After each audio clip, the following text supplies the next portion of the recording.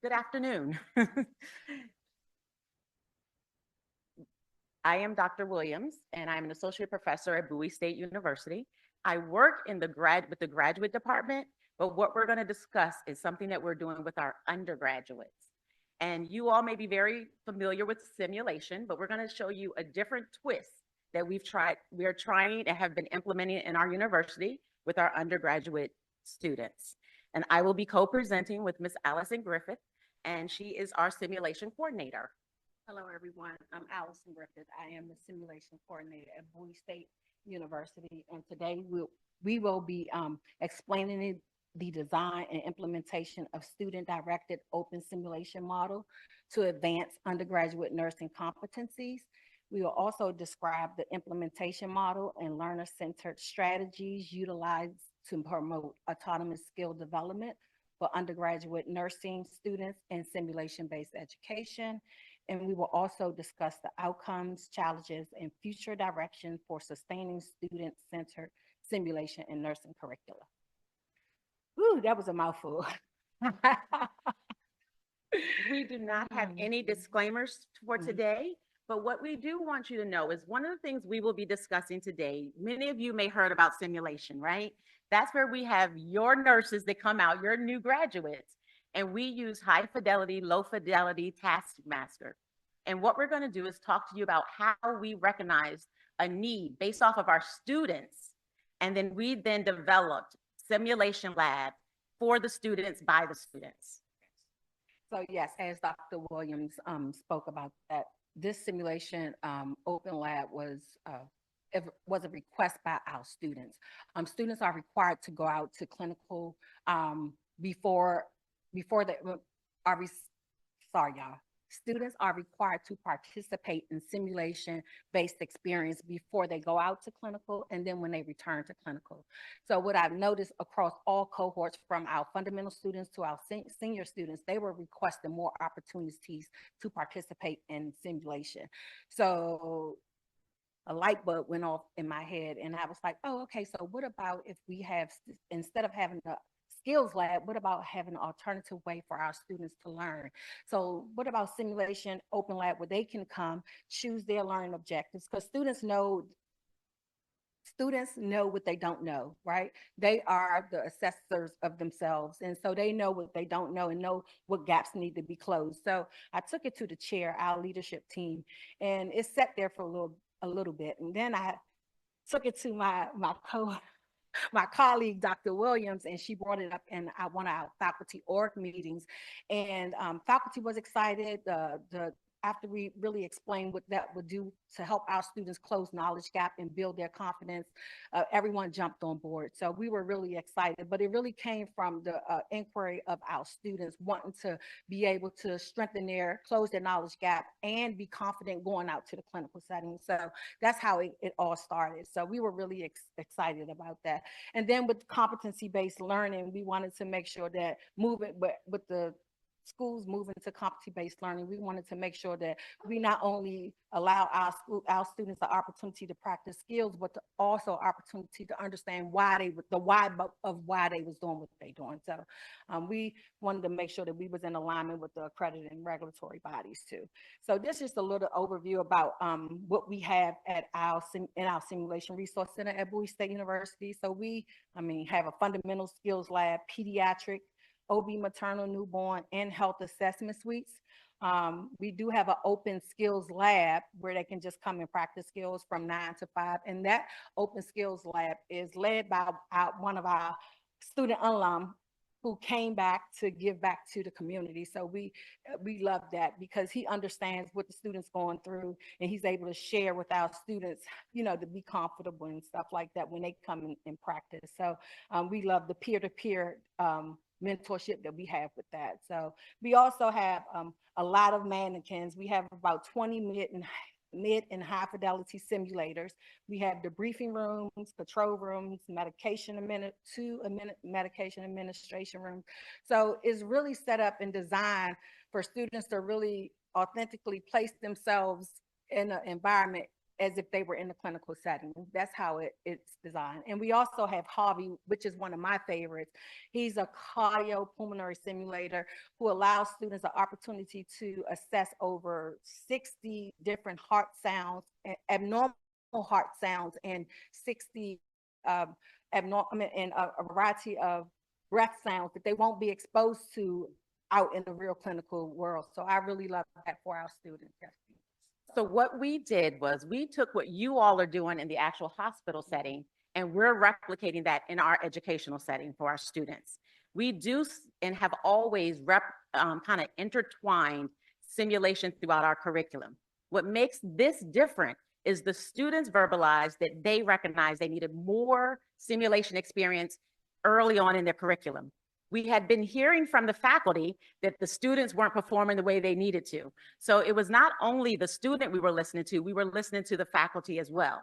With that in mind, and with Ms. Allison having a conversation with me, we then decided we were going to focus on that novice nurse. That's where Brenner comes in. We were going to look at those students who had very little to no clinical experience, and we were going to build a simulation. This was not just doing a blood pressure. This was a whole case scenario. So if a student came in and said, we needed to talk, I need to learn more about therapeutic communication. I need to know how to take a blood pressure. Then what we would do is craft a whole simulation case. It may be an asthma patient. It may be an elderly patient. They would come in and they would spend time with that patient in the simulation lab. And we would do that whole event, focusing on whatever the goals, the objectives that the student identified, also looking at the course curriculum, looking at what were the objectives of that course and what was the learning outcomes that the faculty wanted. So we put the two together. So when we think about how we actually implemented this, so yes, this was a grand idea. And of course, like many of you, we are all overworked, overtasked. I think many of the colleagues before me talked about how we're doing 50,000 things. So you're like, well, how do you add one more thing to your cup?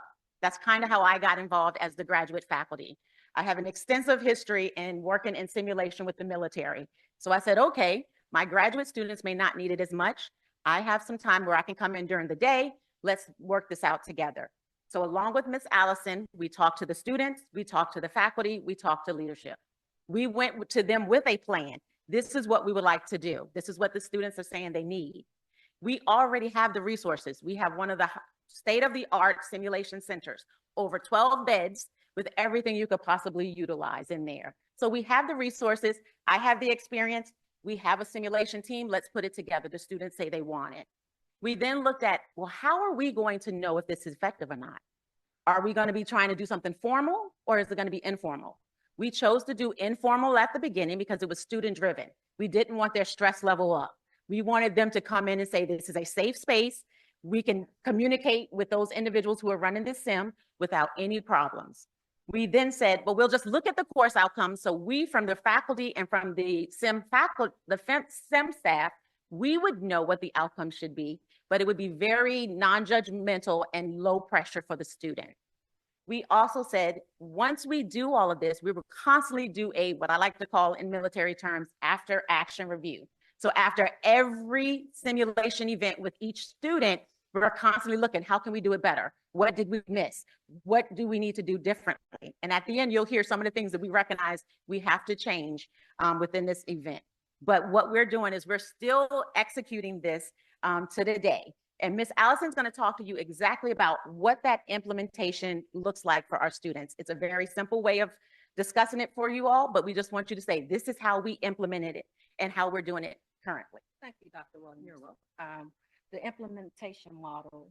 So we wanted to have a structured way of doing things because when you put things in structure, it tends to flow a little, especially when it's new, it tends to flow better. So we got together and we decided that students would sign up at least a week in advance. Before I go there, before the start of every semester, we admit twice a year. We make sure that we have this this tool available for students to sign up, because we want to capture them early than later. So we want to capture them right at the beginning of the semester in case they do run into some difficulties with their grades and stuff and come in the middle and we can't help them close those knowledge gaps and stuff. So we make sure that this tool is available early on to help our students. And we identify the objectives they would like to practice, as Dr. Williams mentioned. And we also review, we have a request that in which all faculty across all cohorts have to upload their syllabus and their course calendar, because when we are structuring or creating the simulations, we want to make sure that we are creating them, everyone is aligned with the students, with the faculty, and with the SIM team. So we want to make sure that we are all on one accord when we are doing that. And then we go to the pre-briefing. So in pre-brief, as a simulation coordinator, just as a nurse period, I think that it's important. I think we talked a lot about nurses feeling safe, and our students need to feel safe too.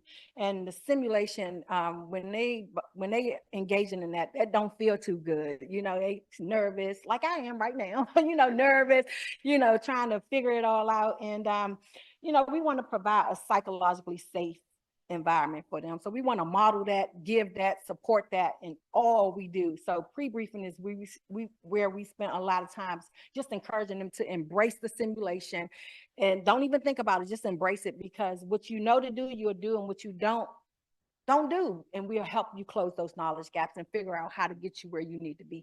So we also do a simulation event for 30 minutes. Sometimes we may let it go if they in it and they figuring it out. We may let it go a little past 30 minutes. And then, of course, where we all do the reflective practice, and debriefing is very important to me. We spend 10 to 15 minutes on doing that reflective practice with the students. And then students have to complete a survey, to capture that data. Because it's new, we want to capture the data and understand the feedback on what we need to do as faculty and staff, or what we can do as a team to make it a better learning experience for them.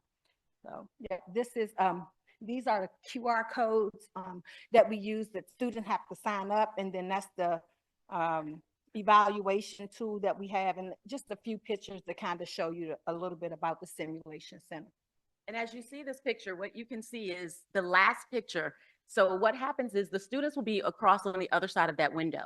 We're sitting in that debriefing room. They can't see us, but we can see them. And we have a microphone. So as you see our high fidelity simulators in the bed, our voice comes through there. So they can hear our voice coming through there as if we are that patient.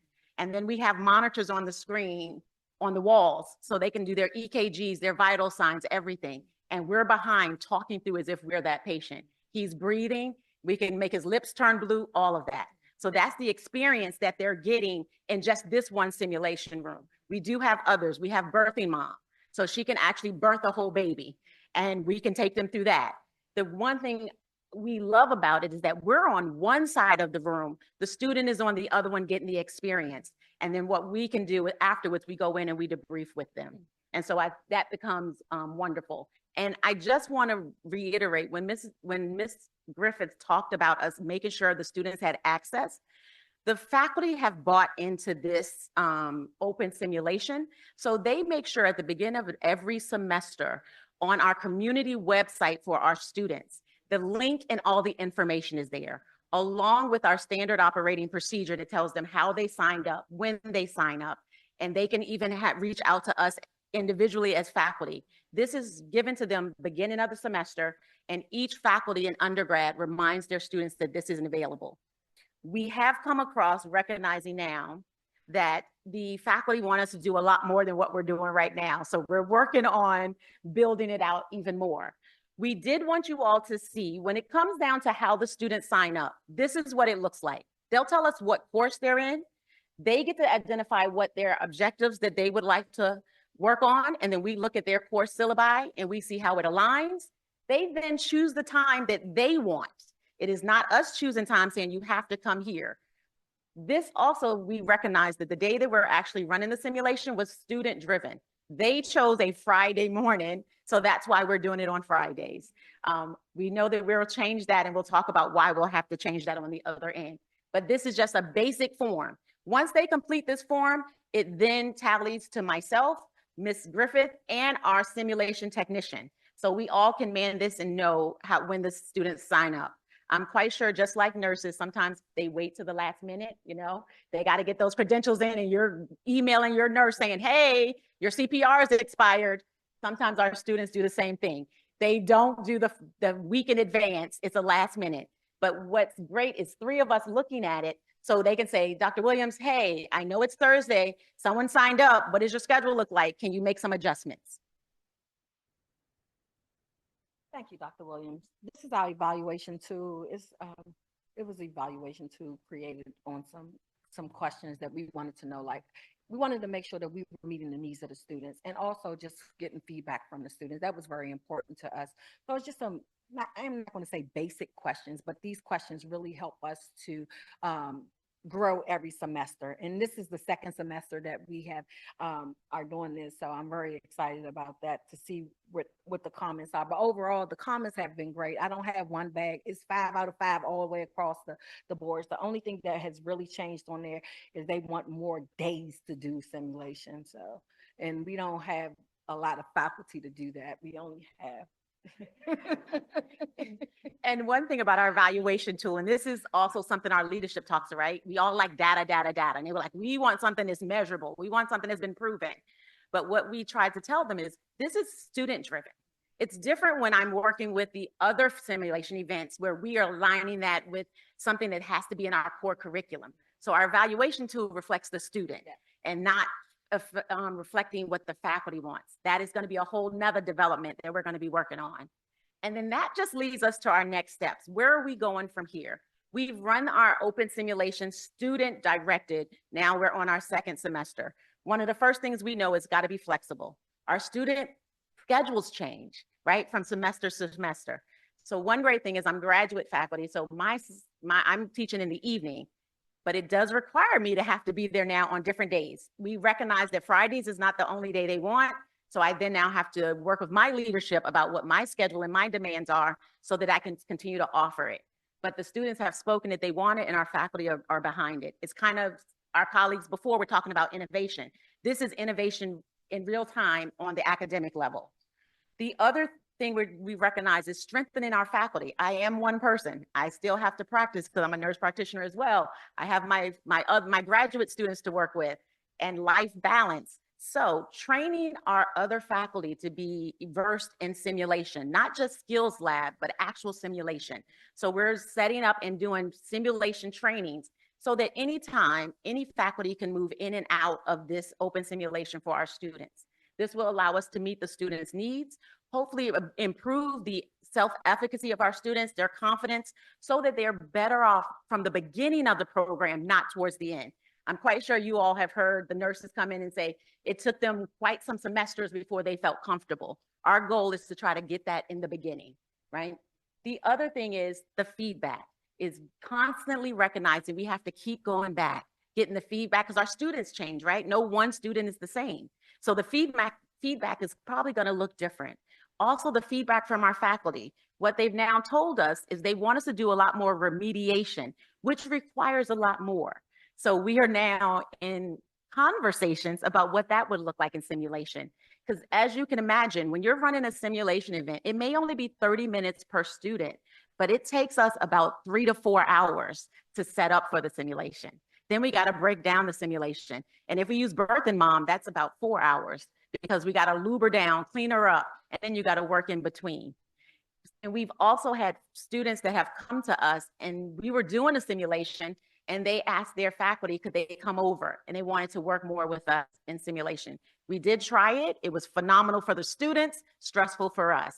So we're still working to try to say it's growing bigger than we imagined, but we are very excited that we can offer that. We haven't seen a lot of literature about a student-directed open simulation, but we do know the evidence is very strong on what simulation can do for our nurses as they become new nurses and hopefully come work for you all. So that's what we're doing at Bowie State. Thank you so much for listening.